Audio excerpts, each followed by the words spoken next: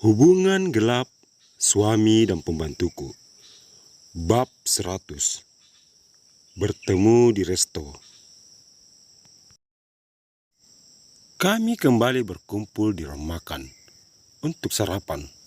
Sama seperti semalam, aku menon nasi dan lauk pada piring Pak Reno. Sayang, hari ini kamu ada kegiatan apa? Tanya Bu Sulis. Rini mau ke toko, Bu. Kasihan Nisa. Sudah beberapa hari ini dia sendiri mengurus toko. Jawabku menghentikan sejenak aktivitasku. Kenapa tidak sekalian berhenti? Soal kebutuhanmu, Reno bisa mencukupi semuanya. Betul kan, Reno? Pak Reno mengangguk pelan, tanpa mengangkat wajahnya. Tidak bisa langsung berhenti seperti itu, Bu. Rini harus bicara dulu dengan Nisa. Soalnya untuk mencari pengganti yang amanah sangatlah sulit. Soal tanggung jawabku sebagai istri, Ibu jangan khawatir. Rini akan selalu menyempatkan diri memenuhi kebutuhan Reno. Ibu hanya khawatir kamu kecapean, hingga kamu melupakan tanggung jawabmu. Kalau kamu sudah paham tanggung jawabmu, Ibu sudah merasa lega. Setelah sarapan, kami berdua meminta izin pada Bu Sulis sebelum meninggalkan ruang makan. Aku sebenarnya ingin naik taksi ke toko, tapi Pak Reno memaksaku untuk ikut dengannya. Mau tidak mau, aku mengalah daripada harus ribut dengannya. Mobil melaju ke arah toko. Ada saja pertengkaran kecil mengiringi perjalanan kami. Tolong berhenti di depan toko itu. Tunjukku pada toko yang ada di depan kami. Untuk apa kamu ke toko itu? Pak Reno menepikan kendaraannya. Aku ingin membeli sesuatu untuk Nisa dan para karyawanku. Kamu bawa uang banyak tidak? Takutnya uangmu tidak cukup. Ini, ambillah. Kamu bisa menggunakan ini untuk sementara. Terima kasih. Uangku cukup kalau hanya belanja kebutuhan karyawan. Pak Reno menggenggam pergelangan tanganku dan meletakkan sebuah kartu ATM di telapak tanganku. Pakailah, itu juga hakmu. Pinnya tanggal pernikahan kita. Ku genggam kartu ATM itu dan kucapkan terima kasih sebelum pergi. Setibanya di dalam toko, kuambil beberapa cemilan dan minuman khas daerah, lalu kumasukkan ke dalam keranjang. Setelah semuanya kuanggap cukup, aku kembali dan masuk ke dalam mobil. Apa yang kamu beli itu? Oleh-oleh untuk Nisa dan yang lain. Gaya sekali. Pak Reno kembali menjalankan kendaraannya, hingga kami tiba juga di depan toko. Aku turun di sini saja. Syukurlah, aku juga tidak membuang-buang bensinku masuk ke dalam toko rombenganmu itu. Terserah apa katanya, aku langsung membuka pintu mobil, lalu keluar. Terima kasih. Sedikit kubungkukkan badan, sejajar dengan badan mobil. Aku tidak butuh. Aku melangkah masuk dengan mobil Pak Reno masih belum bergerak sedikit pun. Entah apa yang dia tunggu di sana. Setelah masuk ke dalam toko, sedikit demi sedikit, mobil Pak Reno pergi. Melihat kedatanganku, para karyawan mengerumuniku. Bagaimana liburannya, Bu? Tanya Marta. Alhamdulillah, semua berjalan baik. Mana Nisa? Kok dia tidak kelihatan bersama kalian? Setelah memberi arahan pada kami tadi, beliau langsung masuk ke dalam ruangan. Ini ada oleh-oleh buat kalian. Kuserahkan beberapa bungkusan pada Marta. Terima kasih banyak, Bu. Baiklah, kembalilah bekerja. Beri pelayanan yang terbaik pada para pelanggan kita. Semuanya kembali pada posisinya semula. kutinggalkan mereka menuju ke arah ruang kerja. Kuketuk pintu hingga beberapa kali. Tidak beberapa lama kemudian, muncul Nisa dari balik pintu. "Kapan datang? Kenapa tidak berkabar?" Nisa memelukku dengan sangat erat, seperti orang yang sudah bertahun-tahun lamanya tak bertemu. "Lepasin Nisa, kamu bisa saja membunuhku." Aku tertawa melihat ulahnya. Maaf, saking senangnya. "Ayo masuk."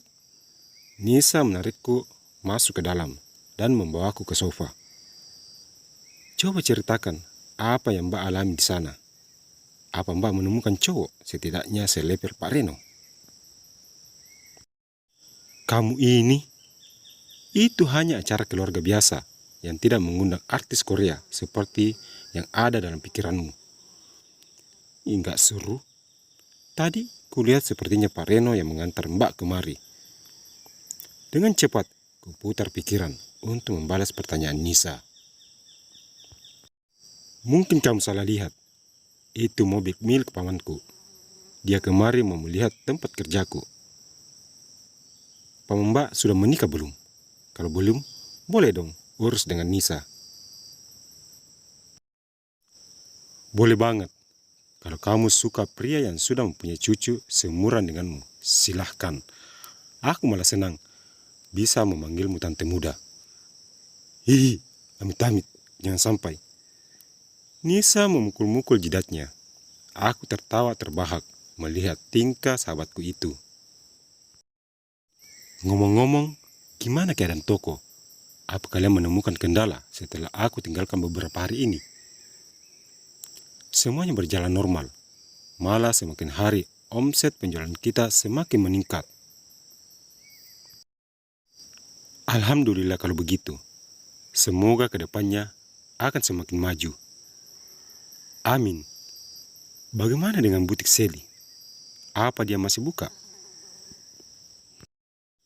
"Butik itu sudah tutup. Para pelanggan mereka berpencar. Ada yang lari ke toko kita, ada pula yang lari ke toko sebelah." "Kasian juga.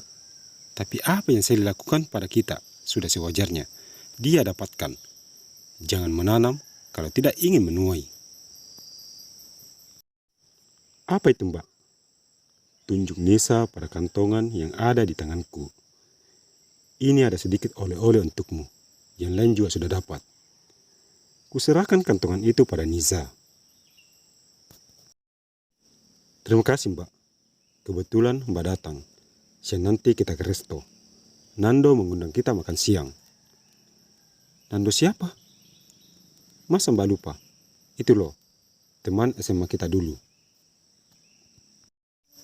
"Ronaldo Wati maksudmu? Siapa lagi? Ayo, sudah lama juga aku tidak bertemu dengannya." Setelah bersepakat, kami berdua menuju kursi kerja masing-masing untuk melayani para pelanggan melalui media online. Pesanan demi pesanan datang. Toko kami benar-benar mulai berkembang. Ada juga sisi baiknya kehadiran butik Sally. Dengan kejadian plagiat desain kami, maka orang-orang mengenal luas karya kami. Akhirnya, semua pesanan sudah siap di packing. Kurentangkan tanganku sambil menyandarkan tubuhku di kursi melepas lelah. "Mbak, ini sudah jam 12. Nando baru saja SMS. Katanya dia sudah menunggu kita di resto." Nisa datang menghampiriku. "Kalau begitu, mari kita berangkat." Kususun rapi semua berkas di atas meja. Kami berdua keluar dari dalam ruang kerja.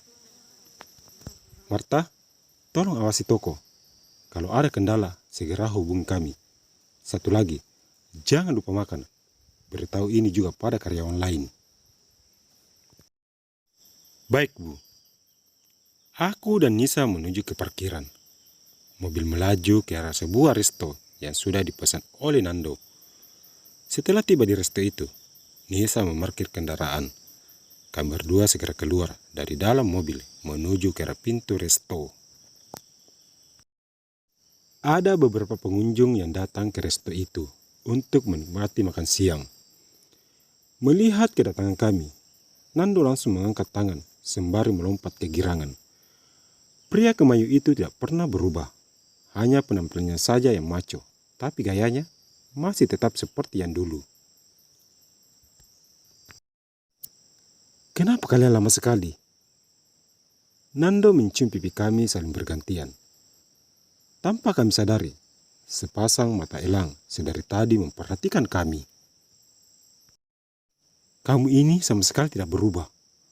Gayamu masih kemayu seperti dulu," ucapku sembari menarik kursi.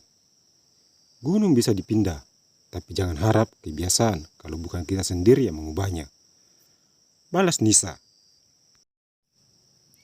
"Kangen tahu, ngomong-ngomong, kalian berdua kerja di mana?" "Kami berdua bekerja di sebuah toko pakaian." "Kamu sendiri?"